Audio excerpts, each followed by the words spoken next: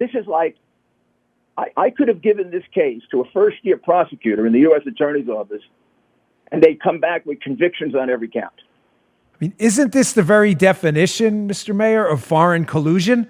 Operatives who had worked with the DNC in coordination with the prior presidential administration, working with representatives of a foreign government and asking them to impact the election. I mean, what am I missing here? This sounds like foreign collusion.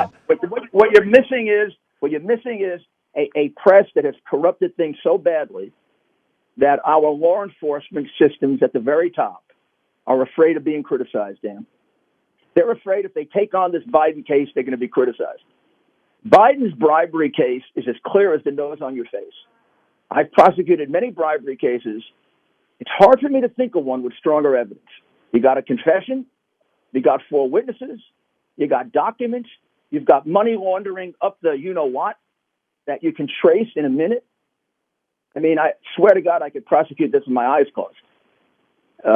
This is an overwhelming case that this whole scheme was put together by Zlochevsky, who thought he was going to lose his company because he's a big crook. He stole $5 billion. He hears that Biden's going to be the point man for Ukraine. Biden's going to give out all the money. He's going to be more powerful than the president. He hires Biden, not Biden's son. He hires Joe to protect him, to protect his business. And when it has to be protected, Joe comes across. That is exactly what happened. Now, Zlochevsky is running Burisma. Look up the word Joe Biden point man, and then just do a little column. How much money did the Biden family make every time he was a point man? In Ukraine, they made $8 million, and it may get up to $15 million when they're finished. In China, James Biden, who never built a house in his life, was put into a $1.5 billion housing deal in Iraq. Wow. When Joe became the point man. And he got $500 million of that. And in China, the kid who got tossed out of the military for failing drug tests and bankrupted a company became partners with the Bank of China when Joe blew his negotiations with China. The constants here are Joe becomes point man. Joe fails in his mission for the U.S., right? Iraq, he can't get a status of forces agreement. Ukraine, he can't do a damn thing about corruption except contribute to it. And China, he can't get rid of the Chinese and the Sakhalin Islands or get the tariffs reduced. But in each case, the family, the Biden, I would call it crime family, made millions and millions of dollars. To me, it's a racketeering, a RICO case. Now, Mr. Mayor, these stories, some of them were covered before Joe Biden was running for president. Now, granted, with a slant, obviously, towards protecting him, but I've been covering, I have a different source from a long time ago that had been pushing stuff to me on Ukraine, suggesting how awful it really was, and the source was accurate.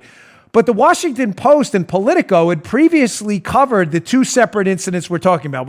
I know they're related, but Politico had wrote extensively about Ukrainian involvement interfering in the 2016 election, Ken Vogel's now infamous story. And the Washington Post had written about this suspicious trip Biden makes to Ukraine in 2014. And Mr. Mayor, uncoincidentally, just a couple weeks later, his son gets this lucrative gig over in Ukraine with Zlochevsky's company, Burisma. Now the media has turned that around and is attacking you for saying what they already reported on in the past. The irony is thick.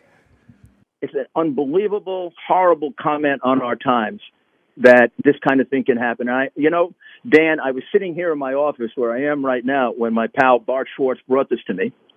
And I've made contact again with my original source, who had been anonymous, and I think he's now willing to come forward on his own. But when he sat here and he told me the story about collusion in Ukraine, which is the way it was first presented to me, this is a year and a half ago. Yeah. And he mentioned Biden, and he showed me the tape of Biden bragging about the bribe. Yeah. I said, oh, my God, too bad he's involved. This would be a nice, easy case. But they're going to do so much to protect this guy, they're going to try to kill us. Well, sadly, you were right.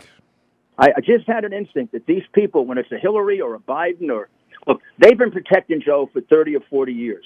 When you write the story of Joe Biden, you're going to see that back in 1973, the brother got a sweetheart loan when he gets elected to the Senate, and Joe has to go get him out of it.